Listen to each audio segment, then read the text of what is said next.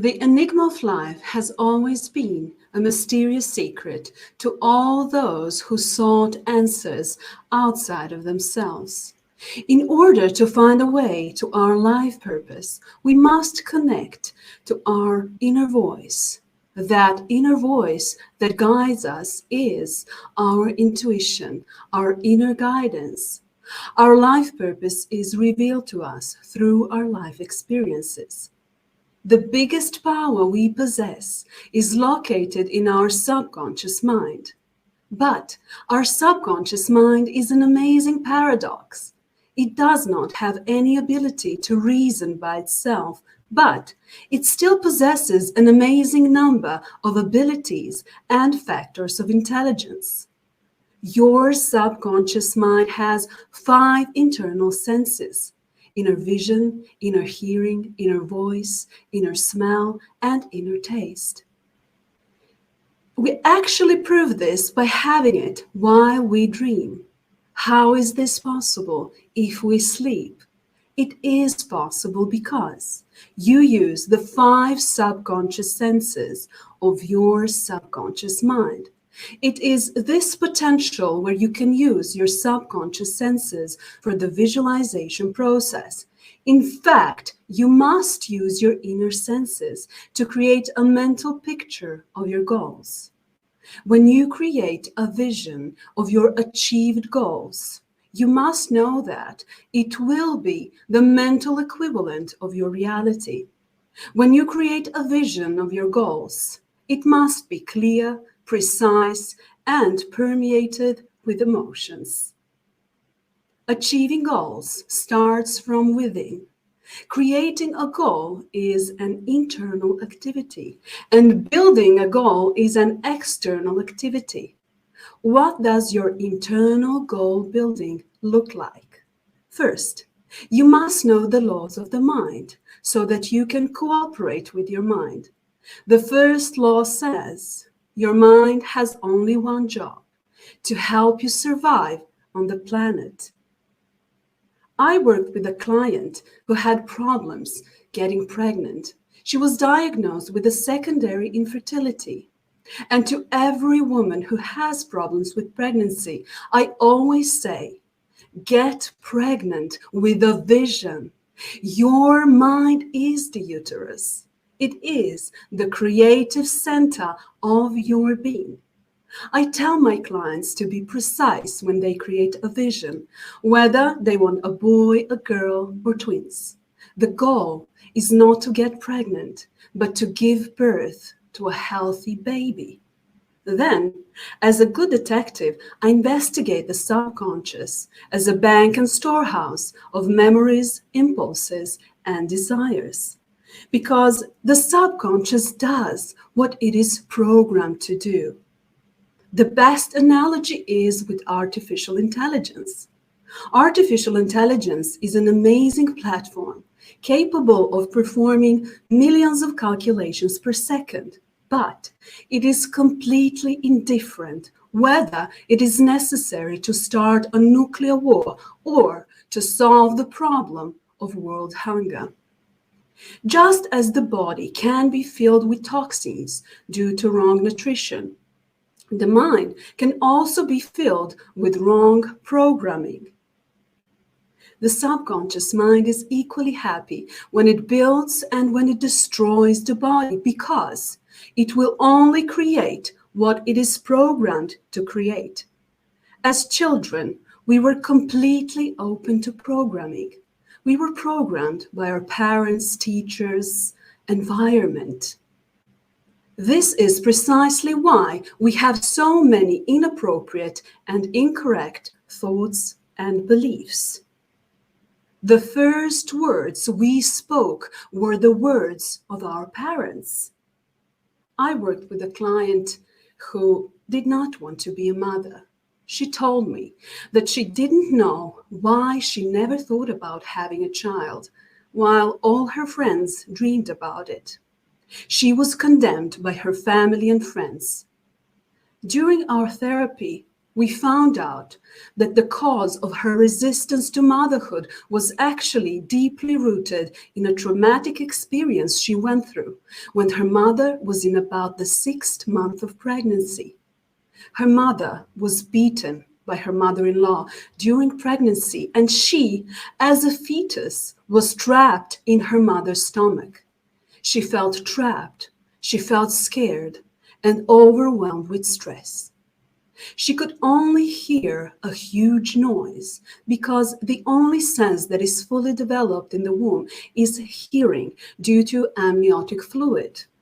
My client accessed her earliest life experience, a life lesson from which the subconscious beliefs were born. The subconscious beliefs that were born before my client, namely, it is not safe to be pregnant, and you can die together with the baby, and it is not safe to be a baby. My client accessed the earliest life experience of trauma and her fetal memories. These fetal memories, experiences, impulses, emotions, and fears shaped my client's beliefs. Her subconscious was trying to protect her from ever again getting into a situation where she would be helpless or stuck. That response to fear that makes us fight or run away from it was not available to her. She was stuck in her mother's womb. I asked her, "What is this pain trying to teach you?" Ask yourself, what is my pain trying to teach me?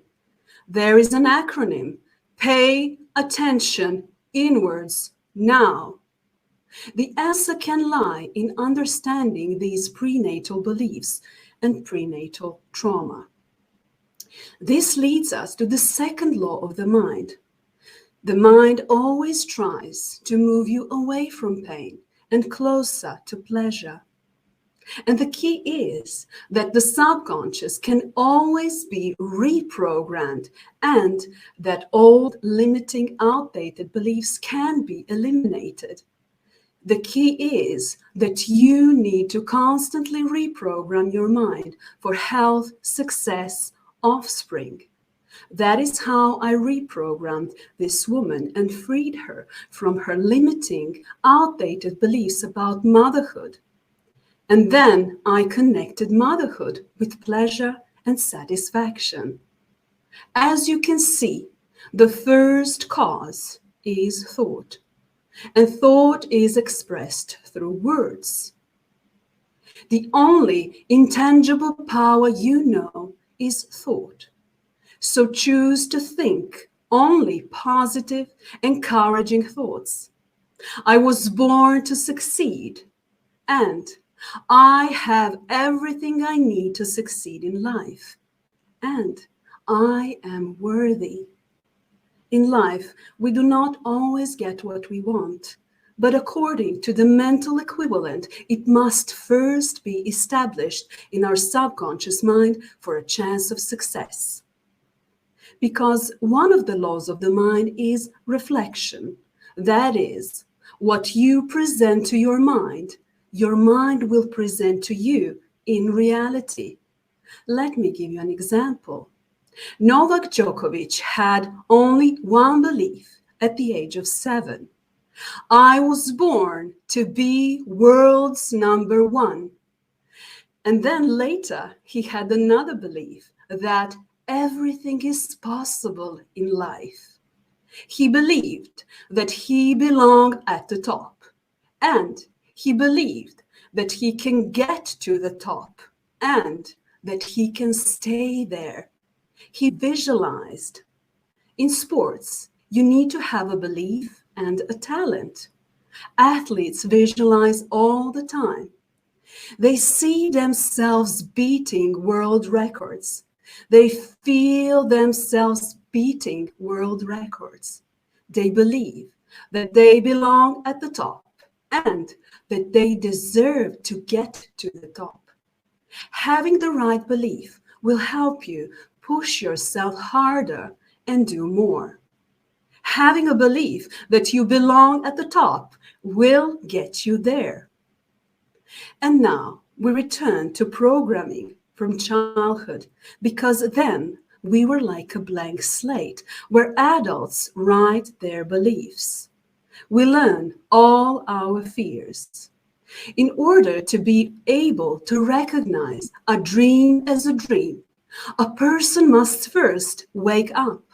Likewise, in order to become aware of our subconscious fears and mental blocks, we have to make them aware, because our inner child lives in the reality of its childhood trauma. Our inner child lives in the reality of their childhood fear, feelings, and pain. If a child has always encountered judgment and criticism from parents, such as, "You will never be good at anything, you're stupid, you're useless," then when this child grows up, he will be reluctant to even try to reach their goals. Your emotion has dominant power over logic, and that is another law of the mind. If you associate pain, failure, having selective amnesia with going to the exam, then you will sabotage yourself and postpone the action that will lead you to your goal.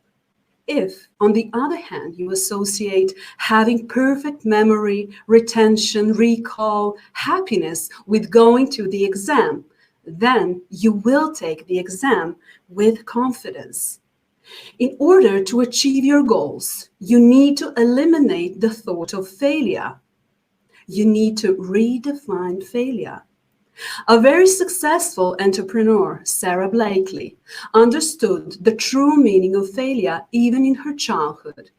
Her father encouraged her to try something new every day, and when she shared her failures with him, they celebrated as if she had achieved success. And that is how she understood that the true meaning of failure was not trying, living in fear of failure. The fear of failure loses its power over you when you confront it and address it. Another law of the mind is that the mind learns through repetition. Tell yourself, "I refuse to settle for less than I deserve," and "I turn my dreams into goals, and my goals into plans, and my plans into reality." Tell yourself, "My goal is possible. My ideas are valuable and important, and I'm capable of learning new things." When we set a clear goal, we have to make a plan of action. We have to ask ourselves what experience, knowledge, beliefs, and skills I need to have to achieve that goal. If your goal is to become a teacher, then you must develop communication skills, interpersonal skills, leadership skills, organization skills. You need to have a vision and a plan and appropriate beliefs. And you need to have your goals written down because you can expand them and enrich them. By writing them down, you will be more dedicated and committed to your goals.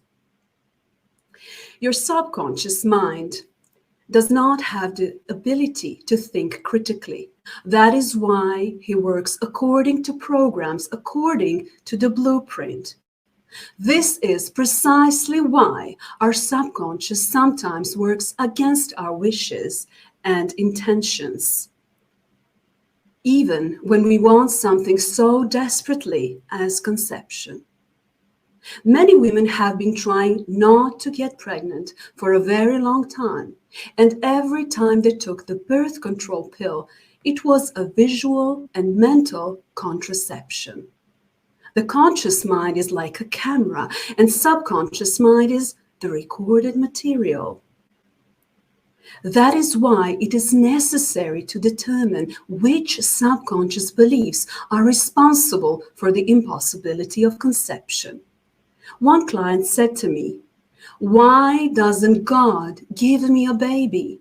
And the doctor told me that I will never be able to get pregnant. This is an example of negative programming. One of my clients lost a twin during pregnancy. In hypnosis, her subconscious showed her the scenes that were the direct reason for the impossibility of conception. During her pregnancy with twins, and due to certain complications, she had to sign a consent form to have one of the twins removed from the womb. She was heartbroken. Her spirit was broken. She felt enormous pain and grief over losing her baby. And then I asked her, "What is this pain trying to teach you?" And she said, "I have no control. I'm at the mercy of something beyond myself, and I must never experience this again."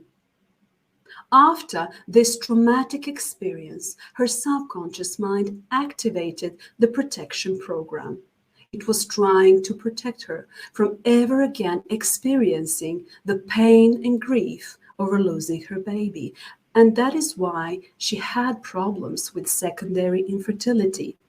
However, the key to using the power of your subconscious mind is in constant reprogramming for health, success, offspring.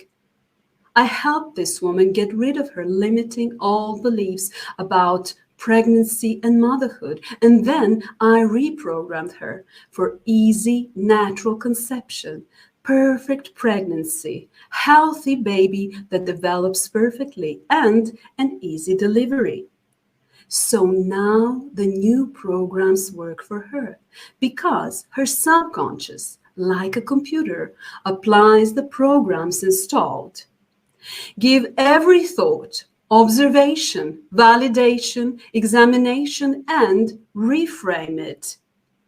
Now, new programs work for this woman. I'm grateful to be a mother because my heart is filled with unconditional love. And I feel blessed to be a mother because it gives me a purpose. Now she associates pregnancy with pleasure and satisfaction.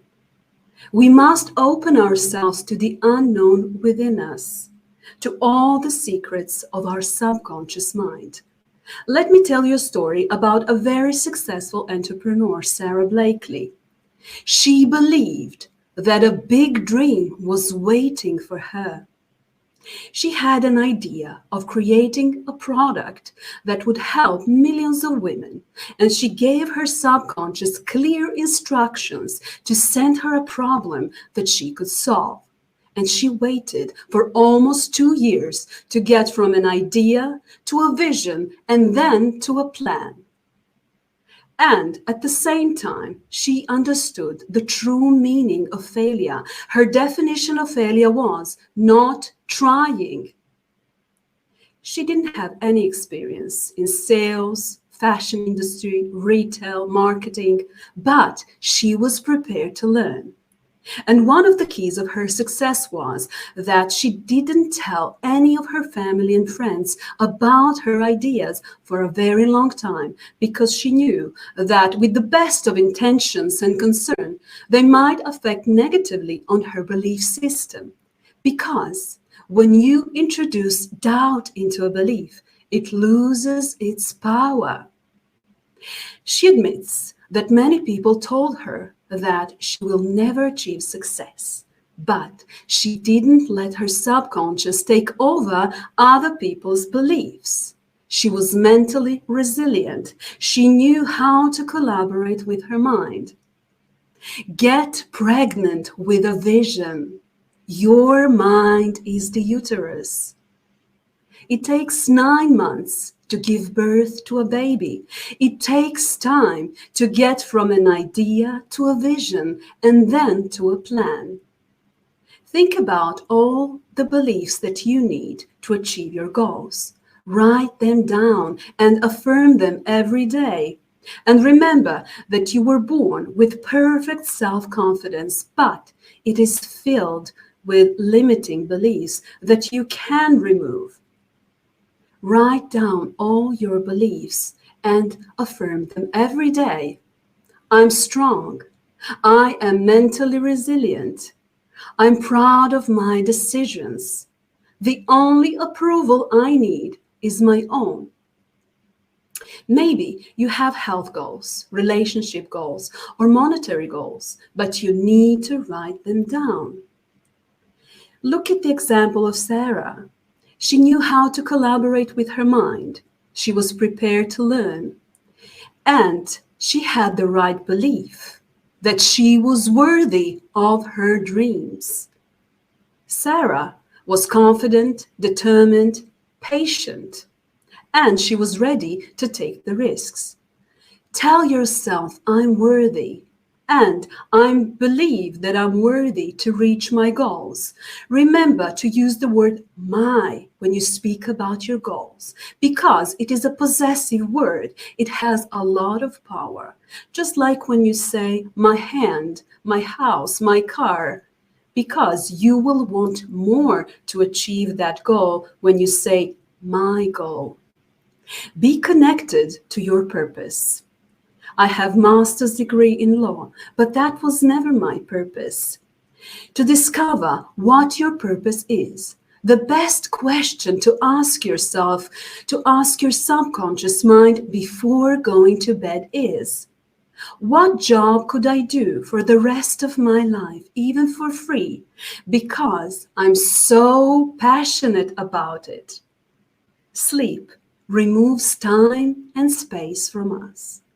In dreams, we can step into the unknown and we can connect to our spiritual being. Every idea, creation, invention, discovery is a product of a human mind and spirit. And the inventors knew this, and they asked their subconscious questions before going to bed. They knew about the collaboration with the mind. Send your subconscious a clear and precise request, and the answer will follow. If you don't have what you want in life, that means that you're not communicating in the right way with your mind. To reach any goal, you need to give yourself positive suggestions. Imagine if you had to give a presentation and if you kept repeating to yourself, I don't want this, I hate this. Instead of that, give yourself positive suggestions. Tell yourself, I love this, I want this, I'm good at this. You teach your mind to give precise directions and instructions, because one of the laws of the mind is that your mind always tries to move you away from pain and closer to pleasure. That means that you need to connect pleasure with your goals, not pain. A very important thing about reaching your goals is that you need to be prepared to take the risks. Successful people, when they encounter rejection, continue on. Michael Jordan, one of the greatest basketball players, admits that he failed so many times. And he said that he could accept failure because everyone fails at something, but he could not accept not trying again. So you have to be brave, daring, and ready to take the risk that is necessary to achieve your goals. One man who broke the world record and ran 1 mile in 4 minutes was Roger Bannister in 1955. He was not only one of the greatest athletes of the last century, but an innovator, an example of change, and an icon of success. For years, runners fought against the clock and tried to break through this barrier, and they thought it was impossible. It was a mental and physical barrier. It was truly the holy grail of athletic achievement. Roger Bannister left a real legacy and a lesson for all who see the role of leadership in getting things done in ways that have never been done before. Behind his success was a mental model. Runners in the past were convinced that they could not win the battle against the clock. But Roger Bannister showed that the mental equivalent of his belief was manifested out in reality. Before him, runners thought that it was impossible, so they had the model of impossible thinking. And Roger Bannister had the model of possible thinking. He made the perceived impossible possible. He saw the invisible before he could do the impossible. Therefore, it is necessary to transform your sense of what is possible, because it will make you a leader in every field. How long does it take to change our subconscious beliefs and reprogram our mind? There is a myth that it takes 21 days to create new beliefs, but in fact, research shows that we only create new neural connections, new neural pathways, new mental visions. We learn the language of a new program and we start creating new habits. But for a long-term change, it takes about 2 months, around 66 days, according to one research. One of the guardians of the gate of success is that you need to speak highly of yourself. Learn to praise yourself. Begin with the end result in mind and start controlled daydreaming. Imagine if you're already a successful writer, a very successful entrepreneur. Imagine, how would you feel? How would you behave? Imagine your lifestyle. Understanding the power of language is very important because we express our subconscious beliefs through words. When we are sick, our language is psychosomatic, and that indicates how powerless we are in the face of illness. Illness always points the finger at the place where a person is weak and small. Consider a placebo. It is the belief that a treatment procedure, a pill, will work. This encourages a stronger connection between body and mind to work together for healing. Then the expectation of healing is created. Researchers believe that it involves a complex neurobiological reaction that increases feel-good neurotransmitters such as endorphins, serotonin, dopamine. But the placebo effect is not only related to the activation and release of brain powers. A small treatment ritual is needed to be effective. Previously, the placebo effect was thought to work only through deception. That is, you have to be tricked into thinking that the treatment is real. But new research suggests that it is possible to get placebo effects even if you know that the treatments are fake. A concept known as open label placebo.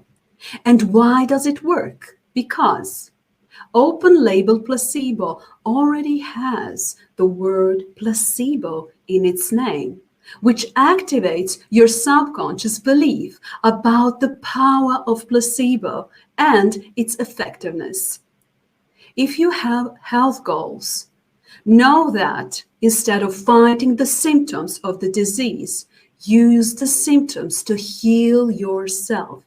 Because a symptom is a somatic symbol of what is missing in our consciousness. It is a physical image of what is missing in our soul. When I was diagnosed with insulin resistance, I had to start using injections, and I was afraid of needles.